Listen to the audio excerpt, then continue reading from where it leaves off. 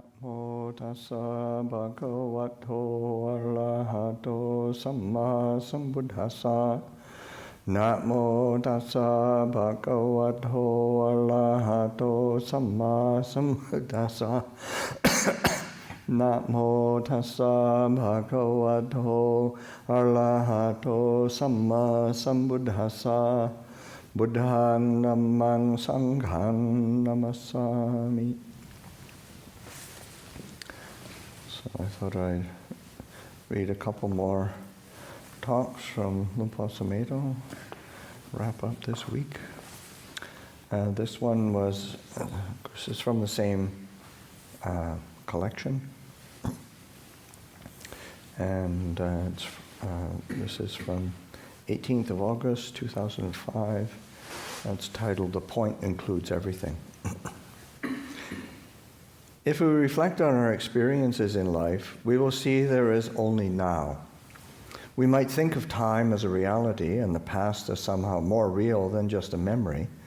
After all, we can remember the past and feel happy, sad, elated, depressed, outraged, or indignant, but it is all happening now. That I was born 71 years ago is a perception that I have now, isn't it? That is a perception and a memory. I can't even remember being born, actually. My sister can remember it. She remembers my mother bringing me home. But whether it is my sister or my mother telling me about it, or whether it is a memory I have, if I could remember my birth moment, which I can't, it is conditioning in the present. The future also is right now. We have the idea of tomorrow or after the summer school, but these are just perceptions we create in the present. So it is always here and now. By reflecting in this way, we can break down the delusions we have of time. The English word meditation, bhavana, is a term used for any kind of mental exercise. But bhavana in the Pali context means cultivating awareness, and awareness is always here and now. We're aware now.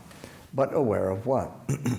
In the practice of insight meditation, we're usually taught to focus on the movements of the body, sitting, standing, walking, lying down, and the inhalation-exhalation of the breath, anapanasati, which is bringing attention to what is happening now and related to things we don't tend to create into an ego. Even if we have a terrible posture, we can be aware of it just as it is. I'm not even emphasizing good posture, but the sense of a self is dependent on identities of the past, where I was born, what I have done, the memories, the emotional habits I have acquired throughout my life, and the way I react to the 8 worldly dhammas, success and failure, praise and blame, happiness and suffering, gain and loss. The constant factor, though, is always the awareness. This we don't create. We don't create it and we can't find it. We can't objectify it. We can see it as some kind of object. We can't see it as some kind of object. Nevertheless, it is recognizable. And this is very important, because when we try to make ourselves aware, we cannot be aware. When we think, I've got to be aware, I've got to practice awareness, and I've got to make myself more aware, we're merely grasping the idea of awareness. Awareness is an act of trust. It is recognizable, but not as an objective reality.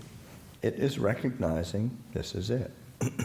So I'm encouraging you to recognize this natural state of presence, this openness, this relaxed attention which includes everything in this moment. The body, the breath, the mental state you are in, pleasure, pain, the beautiful, the ugly, the memories, whatever you are experiencing in consciousness, see that it is the way it is. The way it is, then, is noticing but not defining. How am I feeling right now? My emotional state is, I can recognize it, but how can I describe and define it? I could say, well, it's peaceful and calm, and find some suitable words for it, but that isn't it. It isn't the words. Reality doesn't need to be defined, only recognized. Trying to know things through definitions, through the conditioning of the mind, through perceptions, perceiving them as this or that, is ignorance. Things that we have no perceptions for, we try to fit into recognizable ones, or we dismiss them. We want to say what is right or wrong, what should be done or shouldn't be done, what is good, bad, acceptable or unacceptable. We want to spell it all out and live according to that. This is what we call conditioning or institutionalizing. It is like computer programming. We put in the program and operate from that. The Buddha, however, pointed to liberation, not to acquiring a Buddhist computer program. Well, some Buddhists do create a program. They go along with the convention without using it for awakening and become the convention itself. That isn't liberation, is it? Even though it's a good convention, it is still a convention. It is still impermanent. It is still basically subject to change, to birth and death. Before I ever meditated, I wanted to define everything. And this was mainly because of my sense of personal safety, my own intelligence. And anything I could not clearly define, I tended to ignore. Some people get very upset about modern art because it challenges their perception. You hear it all the time. What is it? What exactly is it? A child of 5 could do better. We have a standard of what art is or what beauty is, or what is right or wrong. That is our world, and we feel safe within those boundaries. So if the standard is challenged, we feel unsafe and want to dismiss it, reject it, kill it, destroy it. Anything that doesn't fit is the enemy. But the conditioned realm is like this. It is constantly changing. Everything is in the process of movement, this flowing movement.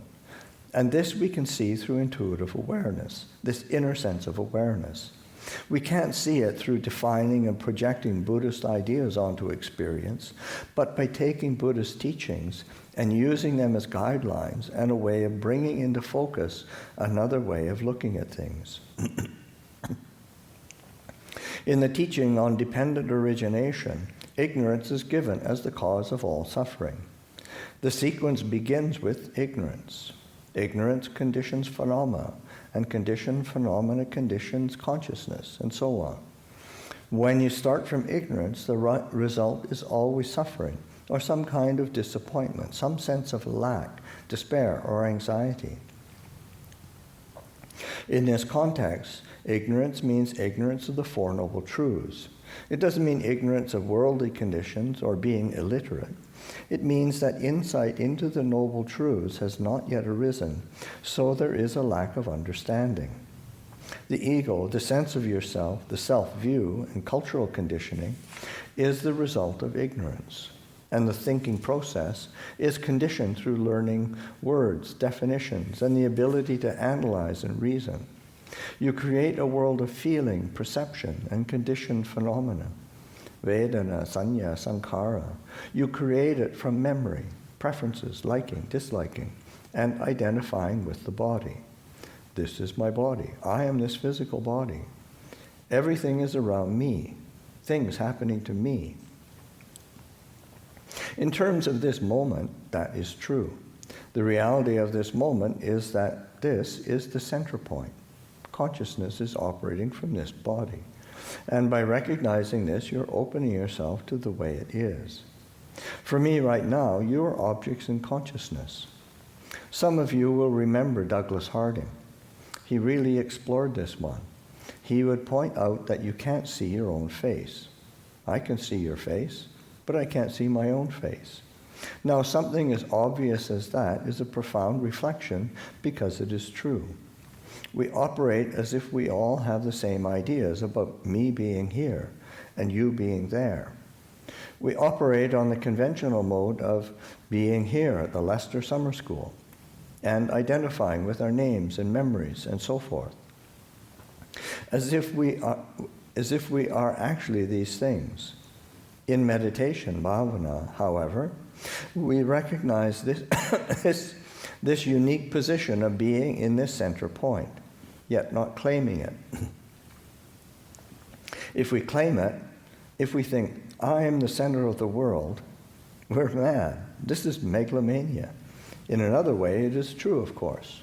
The reality of this experience is, I am the center of the universe, but not as an ego, not as a me as a person, but rather as the reflection on this moment. This is the center point, and this is the way it is. It isn't a matter of saying it is good, bad, right, or wrong, but just of reflecting on it. At this moment, it is like this. This stops the tendency to project all kinds of habits and ideas onto the moment, such as, you are like this, and you are like that. This place I like, and that place I don't like. This is good, and that is bad, or whatever. Awareness is not a matter of liking, disliking, or remembering, but of recognizing. Awareness, then, is this central point. Now, we tend to think of a point as a little dot, but actually awareness is a point that includes everything. It has no boundary. When we practice tranquility meditation, we usually focus on an object, and then we exclude everything else. I would have to exclude you in order to absorb into an object. That is one-pointedness. But why keep the point so small? Why not include everything? Oneness, unity, universality. We have the words in English, and the point that includes the universe at this moment, in terms of this limited body from this position, is like this. It gives me perspective on the cultural, personal conditioning that I have acquired these past 71 years. And consciousness to me now is something I experience as inclusive, unlimited, and not as a mental factor in terms of the 5 aggregates: form, feeling, perception, mental activity, and consciousness. Much of Vipassana practice emphasizes the 4 elements in regard to the body: earth, fire, water, air. In Thailand, they practice a lot of meditation on both the physical body and the sensory world experienced through the eyes, ears, nose, tongue, and body. But there are 2 more elements, space and consciousness, which not many teachers really emphasize, or at least not the ones I have known. So Vipassana, this is just my view of it anyway, is often limited to the 4 elements and the contemplation of impermanence, suffering, and non-self. The way many people practice it, therefore, tends to bind them to the concept of impermanence and does not bring these other 2 elements, space and consciousness, into the practice. But space is also here now, isn't it? Space is the most obvious reality that we experience, unless we absorb into it and just go from one thing to another without noticing it. When we do that, it is still here, of course. It isn't that it isn't here, but we just don't notice it. We might think, oh, this is a big room, this is a spacious place, without really opening to space as a reality in this present moment. But when we do reflect on it, what happens? I have noticed that I withdraw my attention from the things in the space. I don't have to get rid of anything. I don't have to go where there are no buildings, no people, no trees, nothing in the space. I just withdraw my attention from things. A couple of years ago, I went to Svalbard up in the North Pole. It was wonderful being up there in the silence. But I didn't really need to do that in order to find space, because it is here now, isn't it? This room is not the problem, and you are not the problem. The problem is my going from one thing to the next. I've actually done a lot of space contemplation in my life. While I was living in Thailand, I would think, now this monk I like, he's a good monk. And that one I don't like very much, he's not a very good monk. This one is really troublesome, and that one really practices hard. So I'd go on like that in my own kind of judgmental way. It was easy to create personalities and believe that my perception of this or that monk was the person, which meant I lived in a world of delusion in a Buddhist monastery, which is supposed to be a place for breaking through delusion. I then started noticing the space between the monks. I thought, Why do I always get stuck with a particular monk and then go to the next one? Why not just notice the space between them? When I did that, it was different. Suddenly I wasn't creating people in the space. The space is a reality. It isn't a fantasy. Space is spacious. That's kind of a truism, isn't it? But it doesn't have any quality to it. It isn't red or blue, pretty or ugly, right or wrong. And yet it includes all these things. Space can include the beautiful, the ugly, right, wrong, war, peace, everything. So this room is in the space, actually, because the space isn't bound by the room, unless I decide it is and say, this is a big room, or is it a small one? Is this a big space or a small space? And then we can get into our views about what is big and what is small, which of course is relative. Space is space, whether we're in a very confined space or just the spaciousness of consciousness.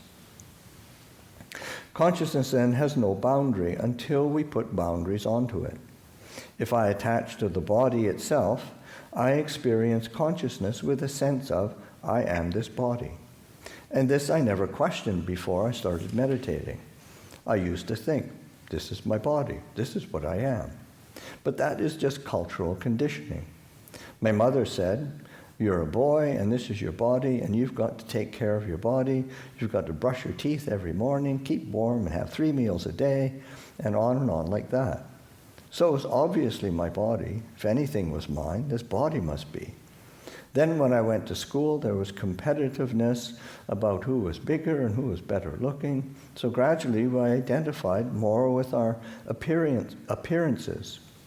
Little boys can be really cruel and will happily yell out, your ears are too big, big ears, fatso. And we all develop neuroses about the size of our noses, ears, and so on. The sense of self can then become fixed in that reality until the sense of self can then become fixed in that reality unless we start meditating, unless we start waking up, unless we no longer just operate from the convention of my body, but question, is this really my body? It isn't a matter of just thinking the reverse, thinking that this is not my body and somehow rejecting it. As Professor Gombrich was saying the other evening, it isn't a denial in terms of we either believe in God or we believe there isn't a God. This way of going from believing something to not believing something is really a mental trick we play on ourselves. The Buddha wasn't taking sides on that level of proclaiming anything or disproving anything, but of awakening to the way things are. It is very subtle. Awareness, even though simple, is quite subtle. Conditioning, on the other hand, is not subtle. In conditioning, we are bound into assumptions, viewpoints, opinions, positions, biases, prejudices, and preferences which make us feel we are somebody. Our self-worth, our world, our universe depends on supporting these illusions. Awakening, then, is sometimes rather frightening because the world that we have created and which seems so stable and certain suddenly falls apart. Have you ever had that experience where you don't know who you are anymore? That can be frightening. I could say, well, I'm the tall one with the big feet. That might not be a terribly glamorous view of myself, but I could depend on it for some kind of certainty. At least I'm that. I'm big and I have big feet, and that's it. We form these identities because not knowing who we are or not having any identity might seem unbearable, frightening. So we fix our place. I'm Jewish, I'm Protestant, I'm Catholic, I'm Theravada, I'm Mahayana, I'm a man, I'm a woman, I'm English, I'm American British. I don't know what I am. These are conventions, and I'm not criticizing them. There's nothing wrong with them. But ignorance, not understanding Dhamma or the truth of the way it is, and the attachment that comes from that is the cause of suffering. In awareness, we begin to recognize this. we begin to see how we create suffering, and that the cause is ignorance and attachment, which binds us to the conditioning we have, to the identity of the body, to the pleasure-pain principle, to praise and blame, to memories, religion, class identity, racial identity, ethnic identity, and so on. These are all conventions, all basically unsatisfactory and ultimately untrue. How can we ever feel complete, whole, or liberated while attached to things that are delusions, that are not real? Human suffering is the way it is. This age that we are living in is a time of great confusion. The old cultural boundaries, the racial boundaries and identities, nationality and ethnicity, the sense of superior and inferior, the prejudices that have been instilled in us through our cultural conditioning, these are all being challenged. Everything is under investigation. Yet consciousness is here and now, and it is boundless. We don't create anything with awareness, so are not attached to anything. We just receive this moment as it is. At the beginning of this session, I encourage you to have a sense of relaxed attention. This is a suggestion which will hopefully have a good effect on you. But what I am really trying to do is encourage you to trust yourself more, to open to this moment and receive whatever you are personally experiencing from where you are, even if it is unpleasant. The insight I had through reflecting on space and consciousness is that consciousness is universal. It has no boundary, and space has no boundary. So when you trust in awareness or mindfulness, when you don't get caught up in thinking and trying to figure things out, when you learn to recognize just this much, just this natural state of pure presence, and rest in it, then that is Dhamma. It has no boundary unless you put boundaries into it. If I start thinking and attaching to my thinking, then I'm caught into the thinking process again. If I'm not thinking, however, there is still knowing. Thinking is limited to knowing about things, but does not really know those things. You might think you know certain people because you remember them, but you don't actually know them through memory. To really know somebody, you have to be open to that person the way they are in the moment, rather than through some kind of memory you have of them from the past. Awareness then includes everything and is not divisive. It does not prefer one thing over the other, so everything belongs. But it is discerning. It is direct knowing, jnana, rather than knowing about things through concepts. And bhavana, or meditation, is learning to trust this, to develop it. Reverend Taila Sato, who is a professor from Shin Buddhist House in London, in his talk referred to the relationship of the Dharmakaya, the truth body, with Amida's Pure Land. These are terminologies, of course, but they point to this reality. They're not just philosophies, just ideas, just terms that get tangled up in and battle over with other people. They're pointers to this very simple natural state. The Theravadins like the term the unconditioned, and there are many references to this. There is an unborn, unconditioned, uncreated, unoriginated. If there were not the unborn, unconditioned, uncreated, unoriginated, there would be no escape from the born, the conditioned, the created, the originated. But because there is the unborn, unconditioned, uncreated, unoriginated, there is an escape from the born, the conditioned, the created, the originated. This is, I think, one of the most profound statements ever made. It is so very simple and so very clear. Now, escape from the born, the conditioned, the created, the originated, what is that? Obviously, the body is the born, the conditioned, and thoughts and feelings. Pleasure, pain, and neutral sensations are dependent on conditions. In order to feel pleasure, we have to have pleasurable conditions supporting it. And in order to be miserable, we have to have miserable conditions. Neutral sensations we generally ignore. We just don't pay attention to them. So most of our lives are spent seeking pleasure and running away from pain, looking for happiness and excitement, romance, adventure, interesting pastimes, fascinating friends, meaningful lifestyles, enjoying the senses and exploring sensuality as far as we can. The gourmet, the connoisseur, the best, always moving towards the extremity, because that is how we are conditioned. Our sense of self-importance depends on having the best, being the richest, being the most clever, having the finest taste, the best manners. It is from that the sense of ourselves develops.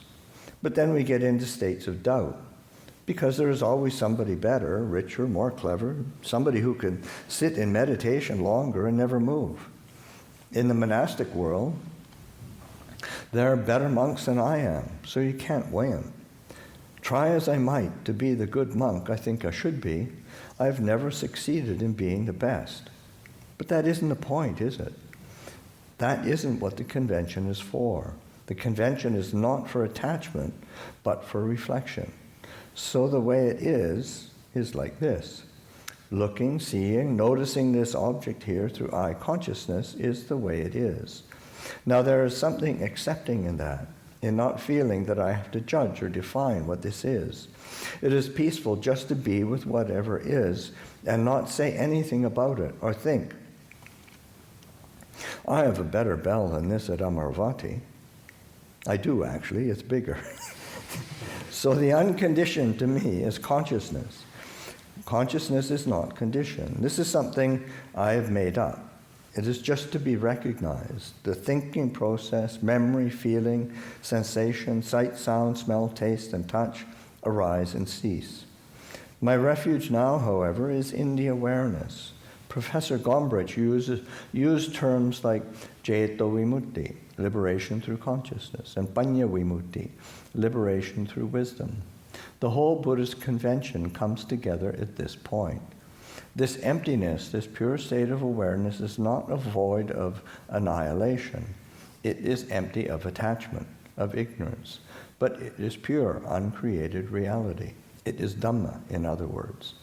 There is room then for the created within that, but it is in perspective. The created arises and ceases according to conditions. Whether it is sunny or rainy, whether we are feeling healthy or sickly, whether our loved ones are with us or have all left us, there is room for it all, for all human experience in our lifetime until the death of the body. But our refuge is in the deathless reality, not in clinging to things and then feeling frightened, worried, or upset when they change or are lost to us. That is just the world of ignorance and fear that we see in ourselves and in the world around us.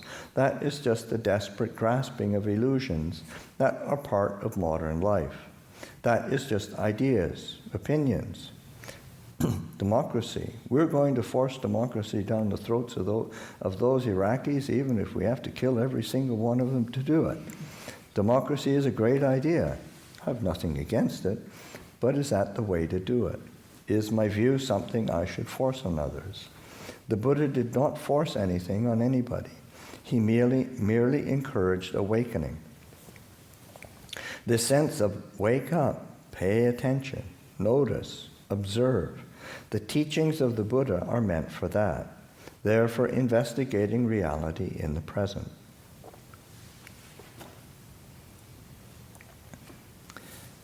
So the next talk was given 17th of August, 2006. It's titled, Being Awareness Itself.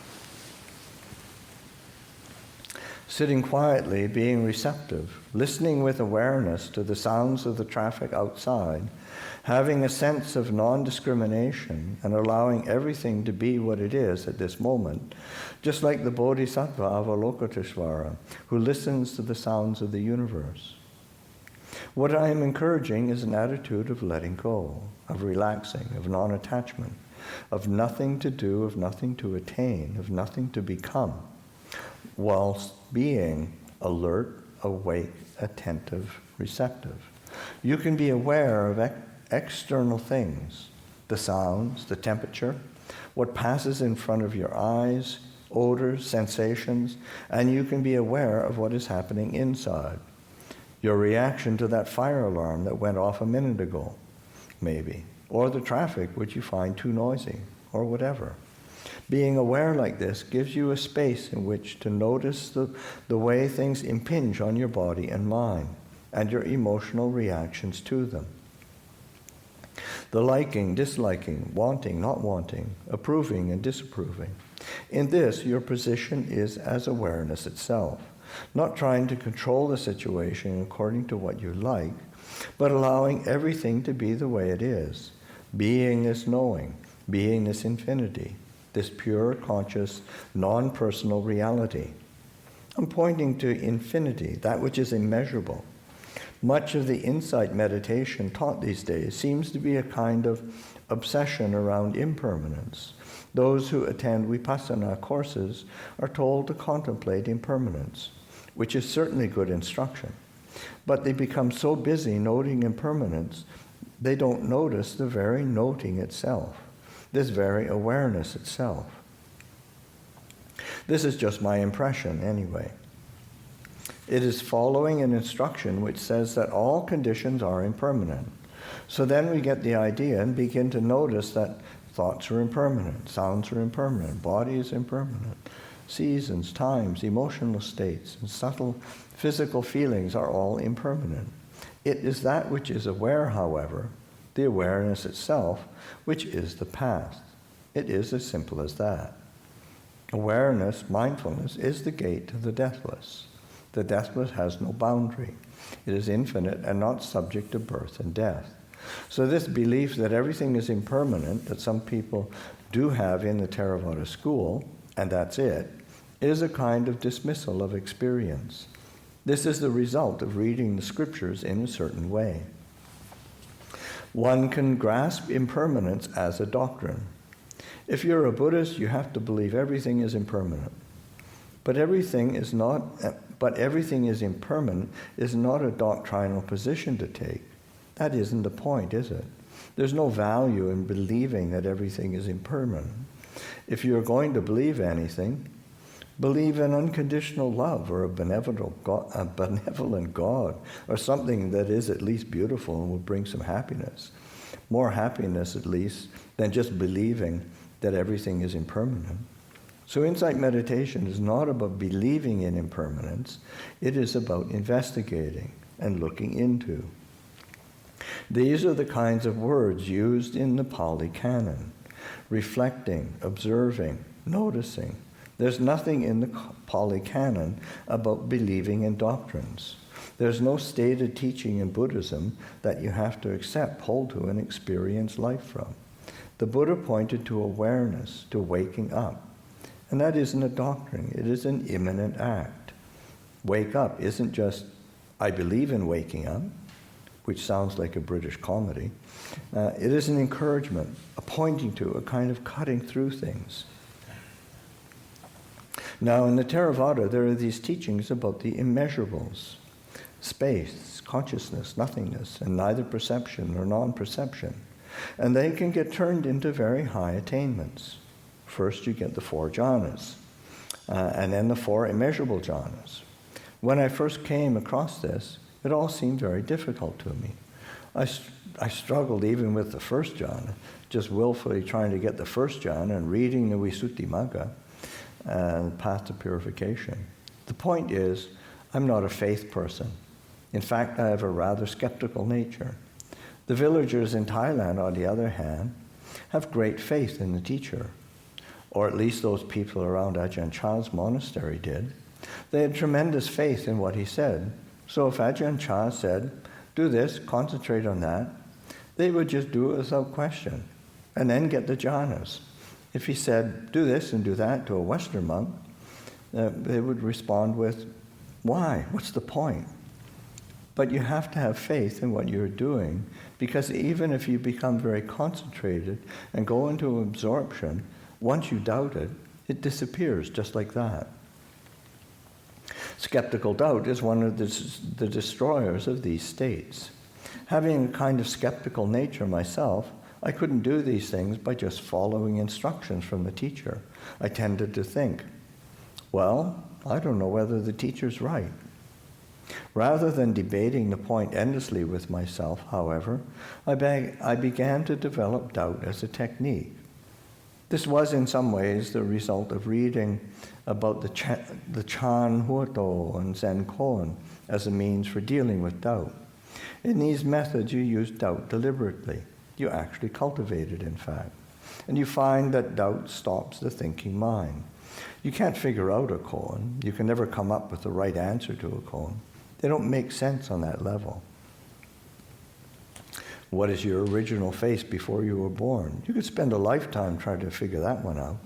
But any question will stop the wandering mind. What is the answer to who am I? If you ask yourself something like that, there will be a gap, a space, where you are not thinking. So you deliberately ask a question and then consciously note the absence of thought. I found this a very useful method because of my skeptical nature. I used the skeptical tendency within myself as a skillful means and began to recognize infinite space. Space is around us all the time, just visually, but observe how you have to withdraw your attention from the things in the space in order to become aware of it. This was a discovery to me, I would think. Of course there's space, but never really allow myself to be fully spacious. I just took it for granted. Then I asked myself, what if I get rid of everything? What if I get rid of the people in the room, then the room itself, then the house, the trees, the world, but that is annihilation. Or is space that which allows everything to be? The space in this room is an important thing, isn't it? We wouldn't be able to use it if there were no space in it. One also begins to realize that by withdrawing one's fascination for people and objects, space has no boundary. Where does space end in terms of now? And consciousness, where does that end? Consciousness is a big subject these days, and there are a lot of theories about it, but few people in the Western world seem to quite know what it is. We are, of course, all conscious at this moment. It is a natural state, not an artificial one, so we don't create it. It isn't male or female or anything other than consciousness, and it doesn't have any boundaries to it.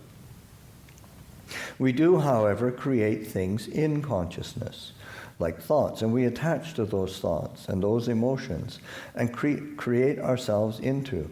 I am Ajahn Sumedho. That is a condition I create.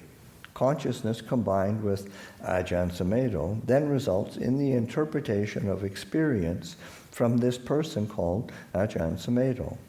My life, my things, my way, my opinions. Now with awareness we note that the ego, Sakkaya Ditthi, depends on thinking and attachment to memory, names, ideas, and views, and that if we stop thinking, consciousness is still here, and that it is a state of intelligence. Consciousness without thinking is not a dull state. We do not go into a trance when we are aware, but not thinking. We do not become zombies when in awareness. Awareness is very bright, in fact. Consciousness is light, and there is intelligence in it, and it doesn't seem to have any boundary to it. Infinite consciousness then is like this, no thingness. Now the fourth of the immeasurable jhanas is neither perception nor non-perception, and that is a mind-boggler, isn't it? What is neither perception nor non-perception? You might think, well, that's for very advanced people, obviously. Probably only the Dalai Lama knows that one. But actually, the sound of silence serves quite well for that. This is looking at practical means rather than merely being fascinated by the intellectual side of things with its terms and speculations about meanings. These teachings apply to reality. The Buddha always pointed to reality rather than to ideas, ideals, or the future. Buddhism isn't about the future, about the next lifetime, or some promised state you will reach if you obey all the moral precepts or anything like that. It is about the here and now. There is, bhikkhus, the unconditioned, unborn, uncreated, and unformed. And because there is the uncreated, unborn, unformed, unconditioned, there is escape from the created, the conditioned, the formed. I think this is a brilliant metaphysical statement. It is complete in itself, slightly repetitious, but that is what the texts tend to be. Because there is the unborn, uncreated, unformed, unconditioned, therefore there is escape from the born, the created, the formed, the conditioned. Now that is a statement. The created and formed are the five aggregates and the six sense spheres. We experience consciousness through the senses, through thought, emotion, sight, smell, taste, touch, and hearing. So to us, consciousness is a sensory experience, and then it is interpreted, always in terms of me. I am this person. These are my feelings, my thoughts, my memories. When you recognize non-attachment to thought or perception, that is emptiness, that is awareness.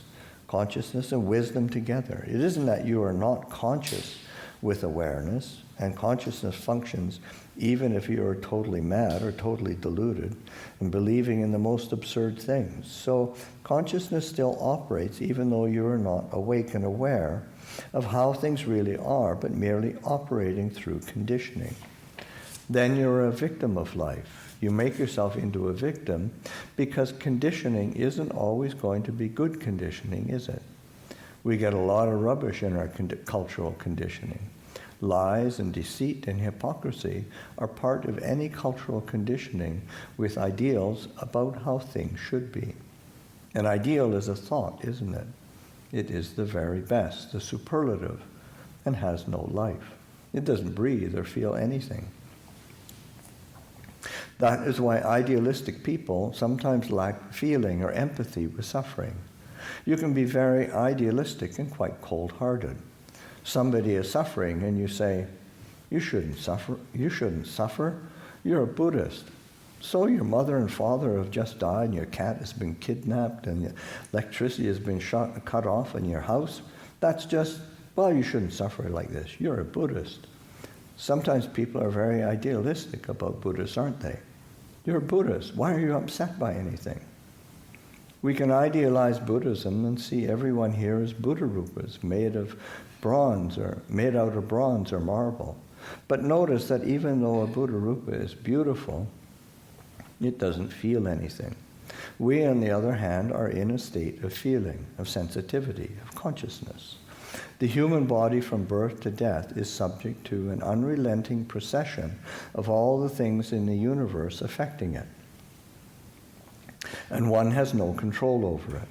We do try to control things and to protect ourselves, of course, because in a way it is all quite frightening. It can be terrifying to think of our position in the universe and all the things that are affecting us at this very moment. So we tend to restrict ourselves to things that we can handle, such as beliefs, systems, and conventions. The Buddha, however, encouraged us to investigate the way it is. Investigating, not judging, and simply recognizing that it is like this. All conditions are impermanent. We therefore begin to notice our feelings, thoughts, and energetic physical and sensory experiences in terms of the characteristic of change, rather than in terms of like or dislike. But that which is aware of change, what is that? Can one condition know another condition? If all conditions are impermanent, can this condition know that condition? What is it that knows the condition? Is that a condition? That's an inquiry. I'm not expecting an answer. Some people say, everything is conditioned, so that which is aware of change is conditioned, just like everything else. But in terms of this moment, here and now, what is that which is aware of, say, this clock? Consciousness is awareness, isn't it? I'm not projecting anything onto this clock. I'm just aware of it as it is. This awareness receives the clock. but it also receives everything else. I can focus on just this clock, or open to everything so that the clock and you and the ceiling and everything is included. Because consciousness is not such that you need to concentrate on one thing. You can concentrate on one thing and open to everything. This is samatha vipassana practice. Samatha is the focusing on one thing, and vipassana is mindfulness which is open, non-discriminative, non-judgmental, non-selective, choiceless. And yet is the knower, the observer. Now this is recognition of the way it is, of Dhamma, putting it into Pali terms. It is like this. This space is like this. Consciousness is this way. It is a fact. It is reality. It's not believing or disbelieving any theory about consciousness or about space. It's real. Space, consciousness. There's nothing mysterious about them. They are simply recognized. Over the years, I have used what I call the sound of silence, which I find easily accessible, and for me works. I'm aware of it right now while I'm talking to you. It's not a matter of having to shut my eyes and close you off in order to contact it. Like space or consciousness, it is behind everything. It allows everything to be what it is, because it is non-discriminative, non-judgmental. Whatever I experience through this form at this time, pleasant, painful, beautiful, ugly, right, wrong, intelligent, stupid, it all belongs. Even stupidity belongs if that is what arises in the present. So when you recognize the way it is, then all conditions are impermanent. And the deathless, Amata Dhamma, the deathless realm, immortality, or whatever you want to call it, is just this. It is awareness itself. This is what the Buddha was pointing to, and this is the opportunity we human beings have. We are not just conditioned creatures hopelessly trapped in conditioning. This opportunity for awakening, this waking up, is the Buddha's compassion, and it is very simple. It isn't a question of having to cultivate refined states and change our conditioning. Maybe we had some pretty bad conditioning as a child, then got rid of it and cultivated some refined, lovely, beautiful conditioning to live with. But not many of us can do that. And the ego gets involved with that as well. I'm above it all. I'm beyond the vulgar herd. The world is much too coarse for me, and I have to live in a realm of controlled refinements. We become like one of these Thai orchids that would die in the British winter if we were put outside. We wouldn't cope. Whatever the conditioning, coarse, vulgar, refined, or whatever, is not the point. The point is that all conditions are impermanent. It isn't a matter of believing this, of course, but of exploring it, of seeing it for yourself and then inquiring, well, what is permanent? Maybe you will form some idea that consciousness is a condition which is somehow above all other conditions, and can know those other conditions as conditions. I've known people play tricks with their intellects like this.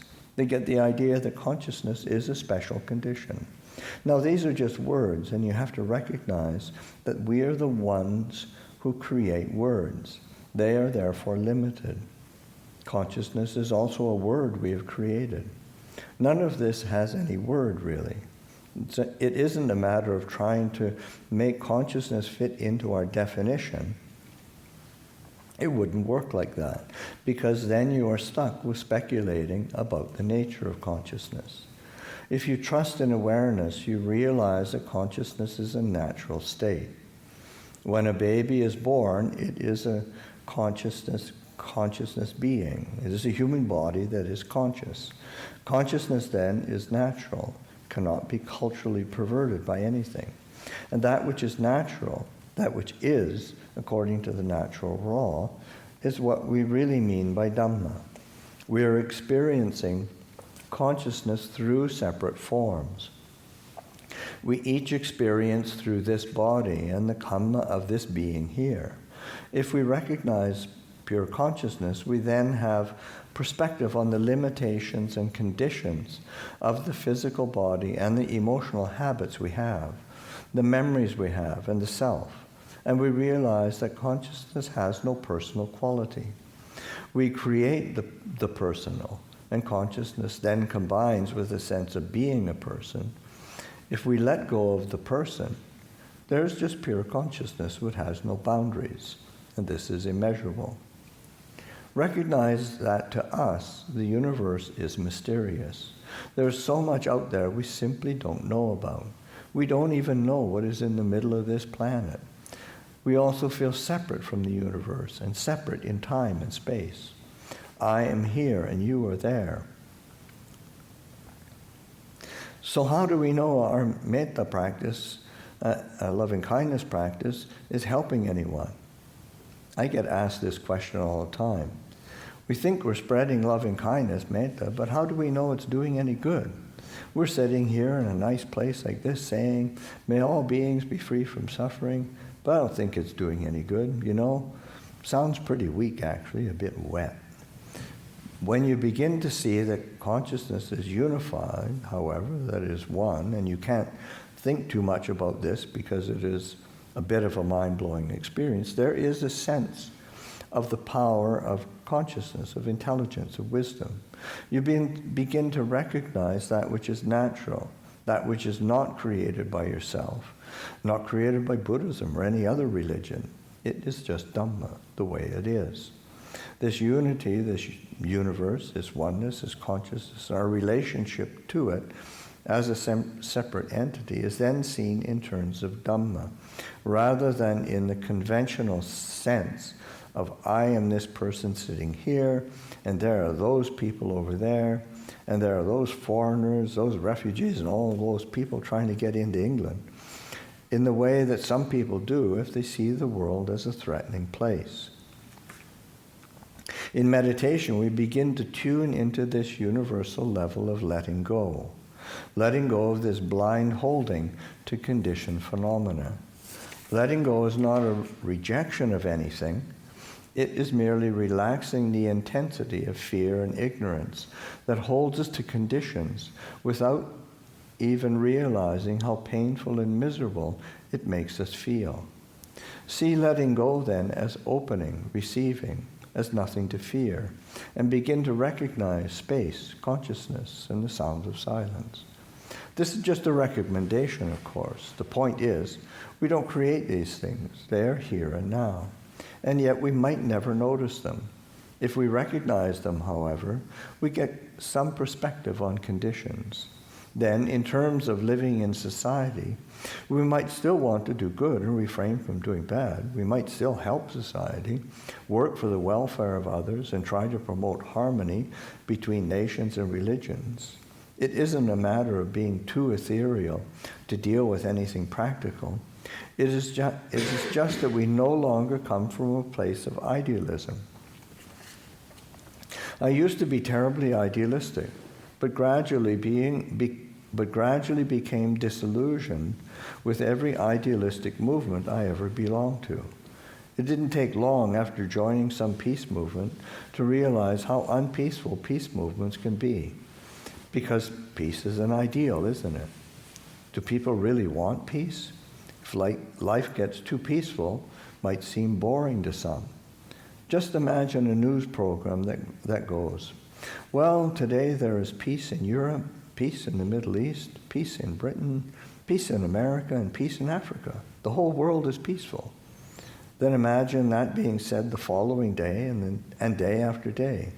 You'd stop listening, wouldn't you? As much as people long for peace, they usually want it when they don't feel peaceful. I just want some peace. But do they really want it? Or do they just want a life which gives them what they want without too many obstructions to their desires? If enlightenment means seeing things as they really are, is that what we actually want? As an ideal, it might sound great, but what about the reality of it? There are certain things we would like to get rid of, but there are others that we're attached to, some quite nice things. This is where, with insight, we see the nature of clinging, rather than just holding to an idea that we shouldn't cling to anything. The point is, if you're going to cling, really cling and observe the result of that. Don't just be caught in the idealism of, I shouldn't be attached to anything, because that is another attachment, another ideal. The reality of this moment is that if I am feeling mean and nasty and somebody says, a Buddhist monk should be a moral example to us all. You've been a monk for 40 years. You should be beyond petty anger and mean-heartedness. I'm completely disillusioned with you. I think, oh, I've let everybody down. My life has been a waste. And I start feeling sorry for myself. What I'm willing to do now, however, is to study being nasty with the determination of not letting it out on others. I now really cling to this nasty feeling. Just feel it and know it for what it is. Naturally, clinging to such a thing is suffering.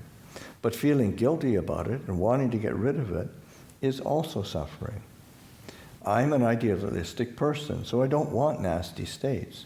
I want to be this impeccable, wonderful monk for everyone all the time. This unrelenting, permanently compassionate and understanding monk. As an ideal, I would like to be that for society. The realities of being human, however, are that some days I wake up and can't stand anyone. But I've studied this grumpiness, this negativity, and the guilt connected to it. I shouldn't feel like this. A good monk shouldn't think like this. I've deliberately watched myself feeling guilty until I have had insight into the suffering of clinging.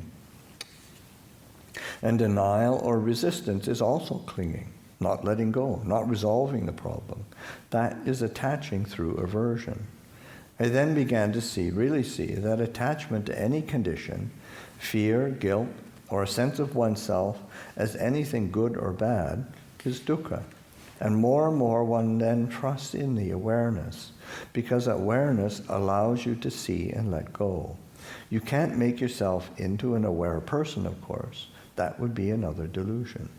Awareness as a natural state, like consciousness, is so normal that the thinking mind can't conceive it.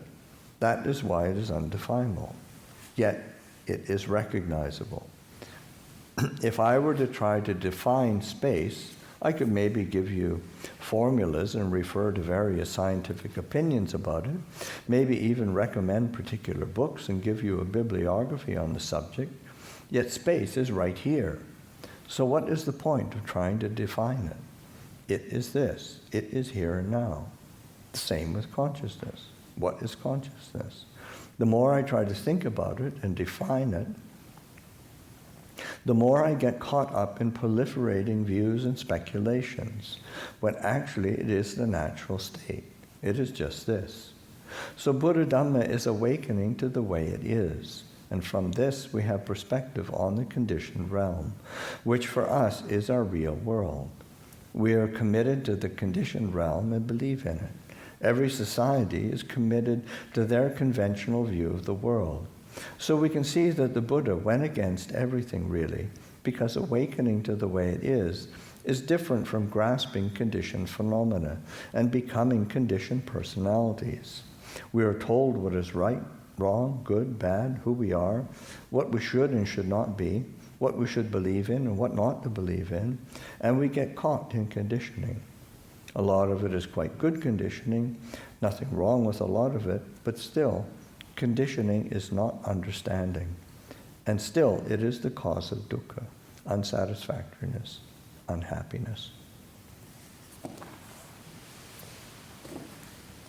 Any comments, questions?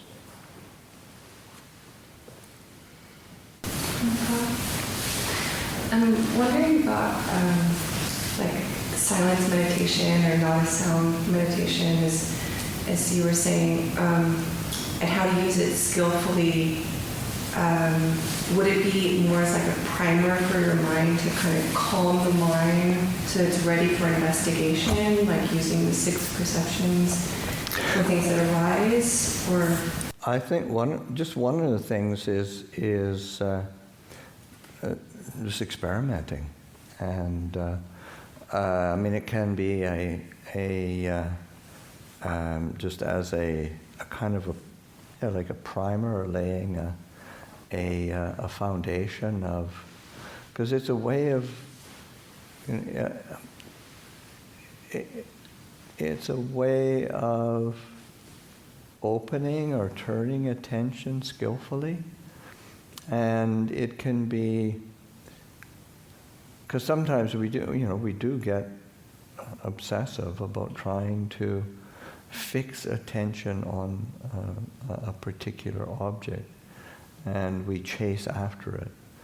And whether the object is, say, an object like the breath, or whether it's an object of investigation, we can be chasing objects.